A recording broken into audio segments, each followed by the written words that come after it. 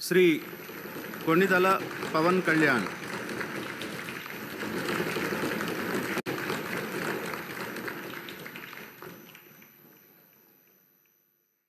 కొణిదల పవన్ కళ్యాణ్ అనే నేను శాసనసభ సభ్యుడిగా ఎన్నికైనందున శాసనం ద్వారా నిర్మితమైన భారత రాజ్యాంగం పట్ల నిజమైన విశ్వాసం, విధేయత చూపుతానని, భారతదేశ సార్వభౌమాధికారాన్ని, సమగ్రతను కాపాడుతానని, నేను స్వీకరించబోయే కర్తవ్యాన్ని శ్రద్ధాశక్తులతో నిర్వహిస్తానని దైవ సాక్షిగా ప్రమాణం చేస్తాను.